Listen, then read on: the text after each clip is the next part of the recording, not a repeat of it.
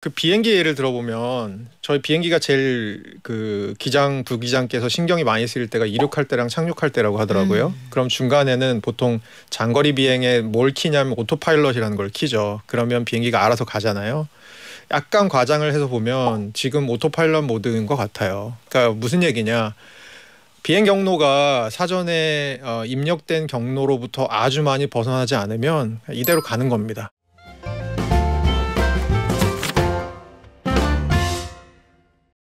미국 정부의 예산안이 통과가 안 되는데 우리가 더 긴장하는 것 같죠.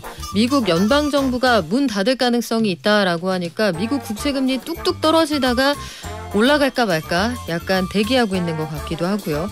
또 미국의 소비자 물가 상승률, 근원 물가는 어떻게 나올지 여기에 따라서 전 세계 금리에도 영향을 미칠 것 같습니다. 엔저도 궁금한데 서강대 경제학부 허준영 교수님은 다 답해 주실 수 있을 거예요. 그쵸, 교수님? 노력해 보겠습니다. 안녕하세요. 오랜만입니다. 네. 한 달 만에 다시 뵙는데 네. 일단 9020님의 질문부터 네. 답을 좀 해드리고 갈게요. 네. 일본 친구한테 선물 받은 엔화가 조금 있습니다. 네. 친구가 엔화도 선물해주고 부럽다. 엔화가 올라서 값어치가 올라갈 때까지 기다렸다가 환전을 할까요? 아니면 지금 좀 떨어졌지만 현금화해서 이걸 가지고 ETF에 투자하는 게 나을까요? 교수님의 선택은?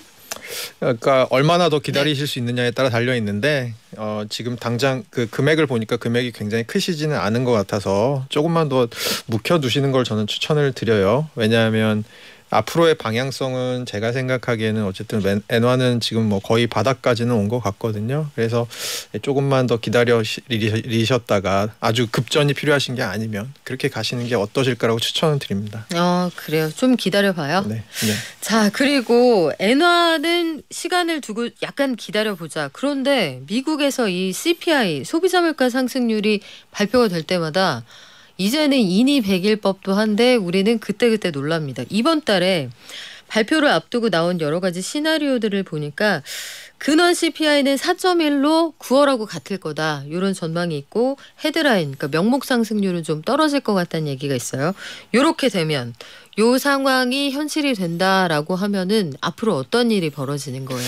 저는 저희 그 비행기 예를 들어보면 저희 비행기가 제일 그 기장 부기장께서 신경이 많이 쓰일 때가 이륙할 때랑 착륙할 때라고 하더라고요. 그럼 중간에는 보통 장거리 비행에 뭘 키냐면 오토파일럿이라는 걸 키죠. 그러면 비행기가 알아서 가잖아요. 약간 과장을 해서 보면 지금 오토파일럿 모드인 것 같아요. 그러니까 무슨 얘기냐? 비행 경로가 사전에 입력된 경로로부터 아주 많이 벗어나지 않으면 이대로 가는 겁니다. 라고 저는 생각을 하고 있고요. 그러면 언제가 그럼 오토파일럿 모드가 해제될 거냐라고 하면 이제 금리를 언제쯤 낮추기 시작할 거냐. 그 모든 것이 다 순조롭게 풀려서 금리를 낮추기 시작할 시점을 이제 계산할 때쯤 마치 비행기가 착륙하듯이 오토파일럿 모드 끄고 그때부터는 조금 더 면밀하게 들어가 볼 것 같고요. 근데 이제 오해하시지는 마셔야 될 게 오토파일럿 모드를 켜고 있다고 해서 연준의 관계자들이 전혀 지금 뭐 신경을 안 쓰고 있는 건 아니고요. 신경을 쓰고 있지만 그들이 지금 상정한 시나리오에서 크게 일이 벗어나고 있는 것 같지는 않다. 지금 CPI 숫자가 지금 말씀하신 우리 박연미 선생님께서 말씀하신 대로 나오면 뭐 그것조차도 제가 보기에는 경로 밖에 있는 숫자는 아니다라고 하면 뭐 12월에 금리 동결은 뭐 거의 저는 기정사실일 것 같고요. 그 다음에 내년에 어떻게 될 거냐인데 그런 데에 대해서 최근 들어서 이제 그런 질문을 하세요. 아유 뭐 저번 주에 보니까 파월 의장도 그렇고 막 연준의 이사들도 그렇고 나와갖고 우리 금리 추가 인상할 수 있는 여지가 언제든지 있으니까 시장은 너무 방심하지 마세요. 제 생각에는 그거는 문단속이죠. 라고 생각을 하는 거고요. 지금 이제 인플레이션이 미국 같은 경우는 좀 잘 잡혀가고 있는 과정이라고 생각하는 것 같고 그러면 아직 게임 끝난 거 아니니까 끝까지 연준은 우리가 할 일을 우리의 임무를 완수하기 위해서 하겠다라는 측면에서의 문단속이라고 생각하시는 게 맞지 그것이 그들이 상정한 경로 밖으로 뭔가가 튀어나가서 다시 급하게 불을 꺼야 될 상황은 아니지 않나라고 생각하고 있습니다. 자동으로 비행기가 그냥 조종되는 그 상황에 고도는 유지하면서 문단속이다. 스즈메의 문단속이라는 영화가 네, 굉장히 저도 생각났습니다. 인기였는데 네.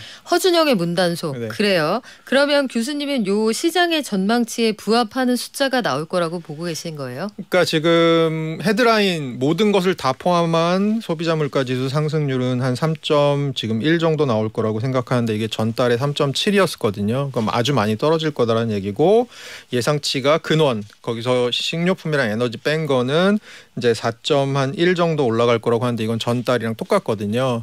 그렇게 봤을 때는 저는 근원은 비슷하게 나올 것 같고 한 뭐 CPI는 한 3.1보다는 한 3.2 정도 나올 것 같다. 아주 많이 떨어지는 것보다는 그거보다는 좀 덜 떨어질 것 같은 느낌이 듭니다. 네, 근데 그것조차도 네. 경로 안에 있다라고 생각을 하고 있죠. 그러네요. 숫자가 그렇게 나오면 연준이 할 말이 있네요. 이거 봐라. 헤드라인 떨어지지 않았느냐. 우리가 그동안 해온 거 약발 먹힌다. 근데 CPI는 거기 코어는 왜 안 떨어져? 이렇게 물어보면 원래 근원 물가라는 거는 그때그때 좀 영향을 시류의 영향을 받는 거야. 이렇게 얘기할 수도 있겠고 네. 집값 얘기를 할 수도 네, 있겠고. 그렇죠. 주거비 얘기를 할 수도 있을 것 같고요. 그래요. 그러면 12월에 큰 변수는 없을 것 같다. 근데 소매 판매 있잖아요. 네네. 미국 경제가 굉장히 멀쩡해 보이기는 하는데 지난 3월 이후로 처음으로 줄었을 거다 이런 전망이 있어요.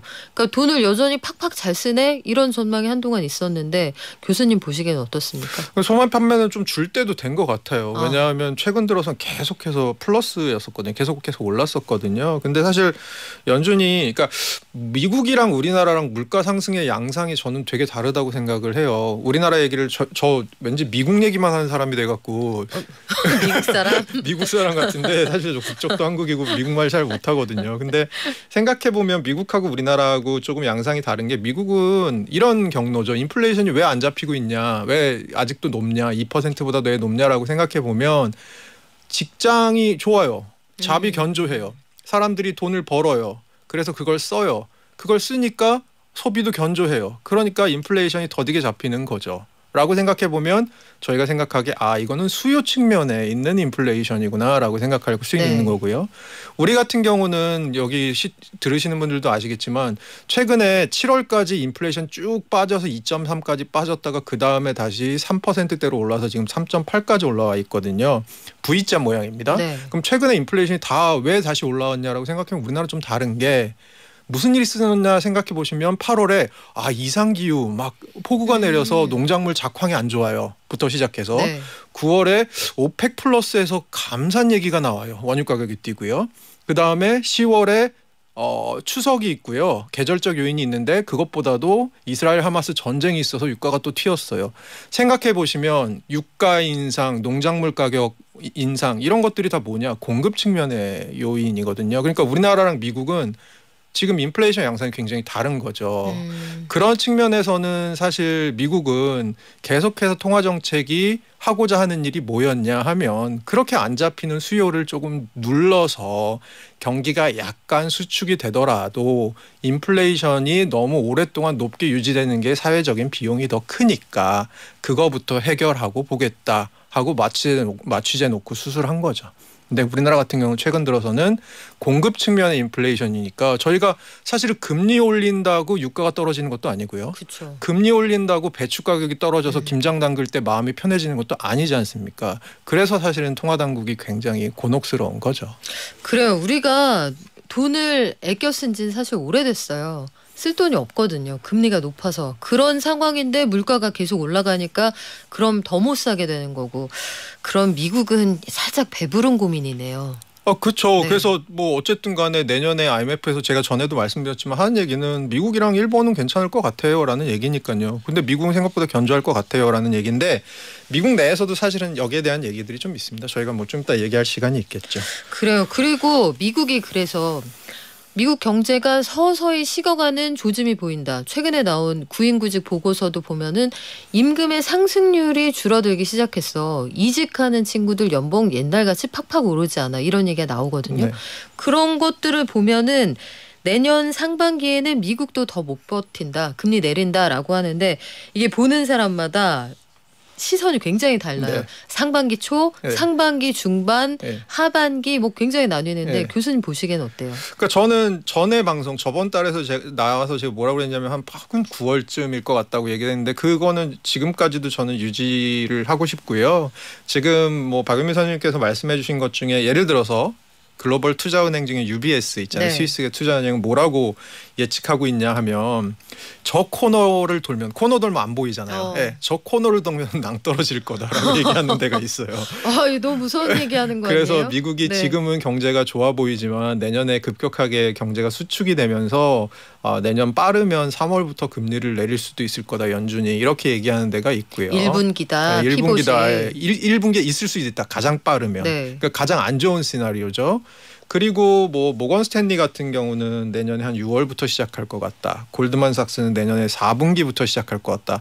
그럼 그 평균 내보면 제가 생각하기에는 내년 한 3분기 정도 같거든요. 그 저는 제 생각은 내년 한 9월쯤일 것 같은데 지금 말씀드린 건 저보다 훨씬 더 많은 정보를 가지고 훌륭하고 똑똑하신 분들이 모여 계신 글로벌 투자은행들에서도 조차도 내년 초부터 내년 말까지 사실 금리 인하가 언제 시작될 거냐에 대해서는 아직도 굉장히 서로 논박을 하고 있는 상황이고 그 기저에는 결국은 미국 경제가 얼마나 버틸 거냐. 이거 마취제를 투여하고 수술을 했는데 야 이거 환자가 이거 이 어려운 수술을 버텨내네. 이 상황인 거죠.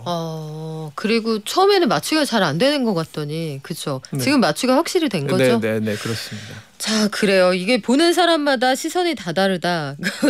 4번의 기회 중에 3번이다. 이게 확률로 보면 몇 %인가 싶기도 한데 지금 우리가 걱정하지 않았던 이슈가 하나 더 터졌어요. 네. 지난 주말 지나면서 국제 신용평가사 무디스가 미국의 신용 등급을 내릴 수도 있다. 신용 등급 전망을 발표하면서 이렇게 얘기를 했거든요.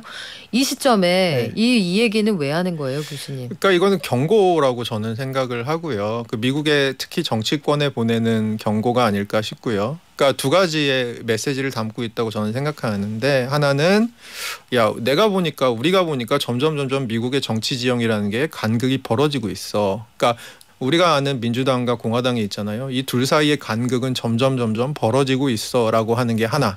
두 번째는 더 중요하게 간극이 벌어지면 그 간극을 좁히기 위해서 누군가 노력을 해야 되지 않습니까? 그런 리더십이 점점 안 보여.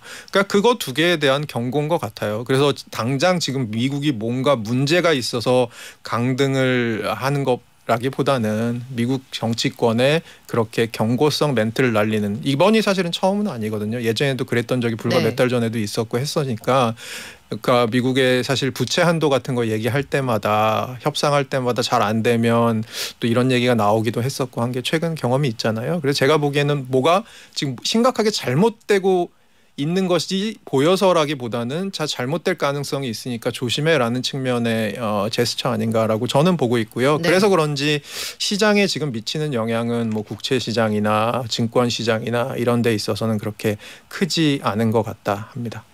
그런데 만약에 지금 말씀하신 것처럼 지난번에 부채 한도 협상할 때는 이제 집에 가게 된 메카시 전 하원 의장이 있었잖아요. 근데 지금은 메카시조차도 없단 말이에요.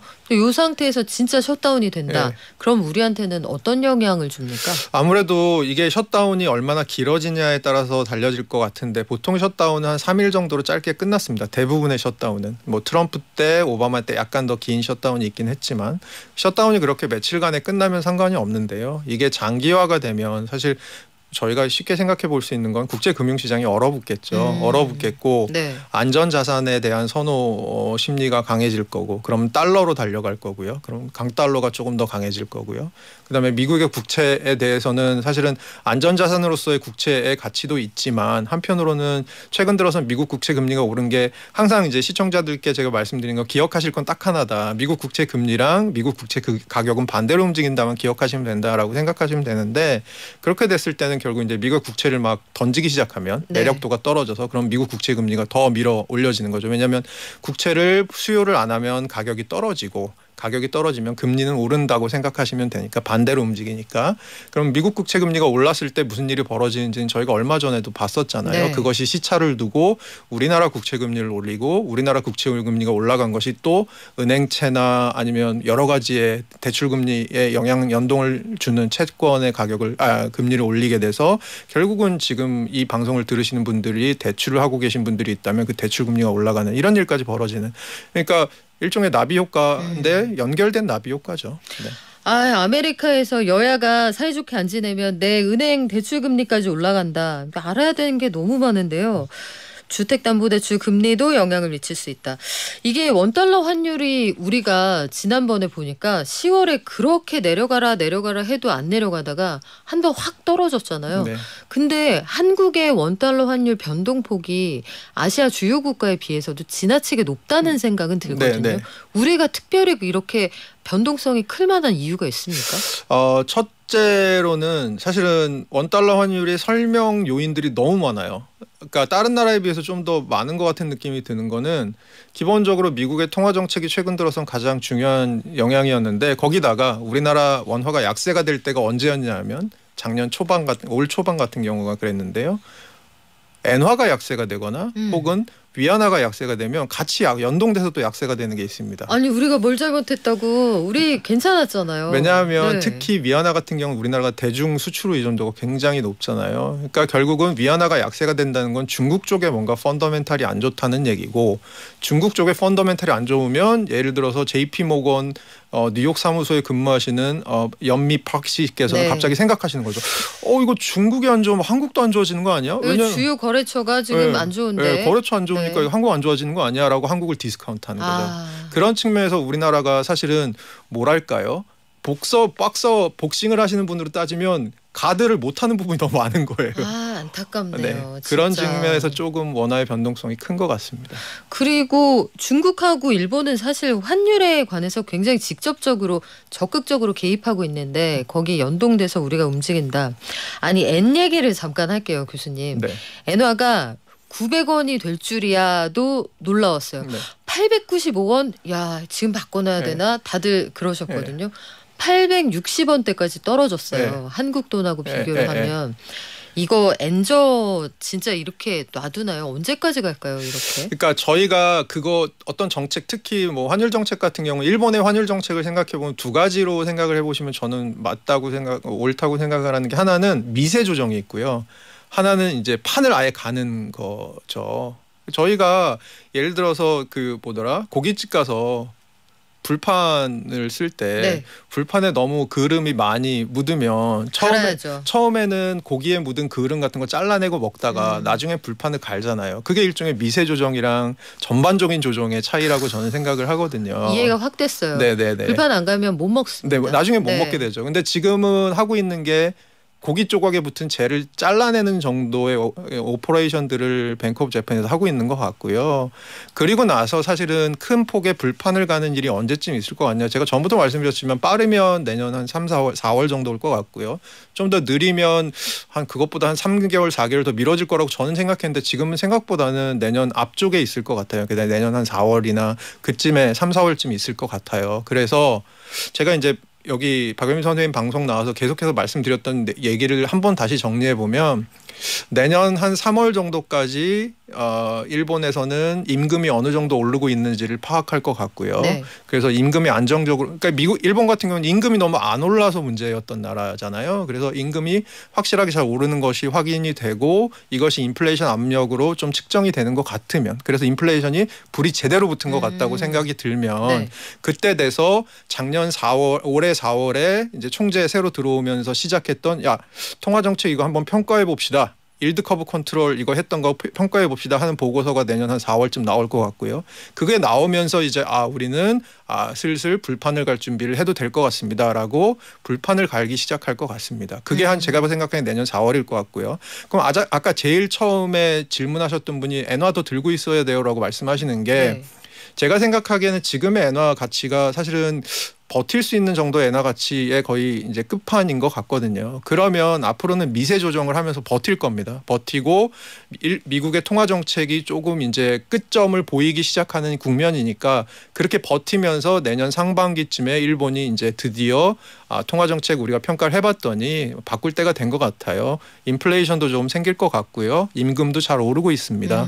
그러면 그때쯤 돼서 방향선회를 하게 될 겁니다. 그러면 그렇게 됐을 때는 엔화 가치가 좀 더 오를 건데 제가 이 방송 들으시는 분들한테 해드리고 싶은 말씀 중에 하나는 2016년부터 그 장기 수익률 곡선 통제를 시작했잖아요.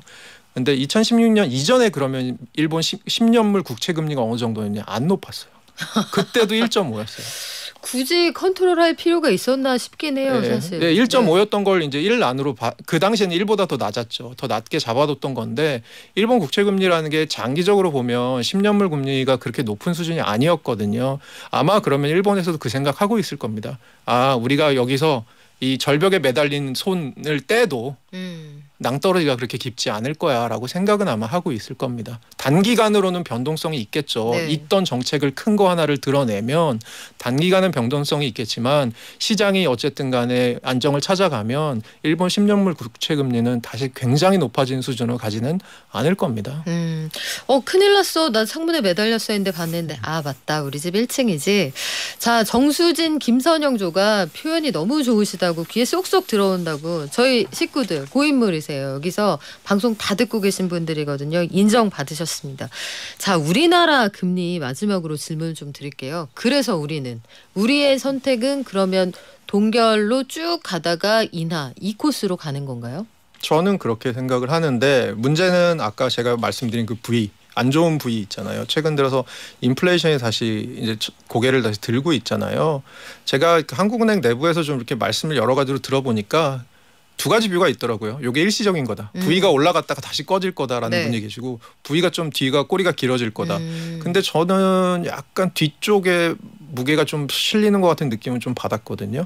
그래서 약간 이게 꼬리가 길어질 것 같다. 그럼 한국은행이 결국 물가가 다시 튀어 올라가면 한 번쯤은 인상할 여지는 있을 것 같은데 최대한 자제하다가 인상을 하지 않을까 하더라도. 네. 그래서 동결 쪽에 저는 더 우세가 가 있다고 생각을 합니다. 아직도. 그래요. 한국은행 선택도 지켜보겠습니다. 내년 이후에 코스가 어떻게 될지 그것도 궁금하네요. 오늘 말씀 여기까지 들을게요. 지금까지 서강대 경제학부 허준영 교수였습니다. 고맙습니다. 감사합니다.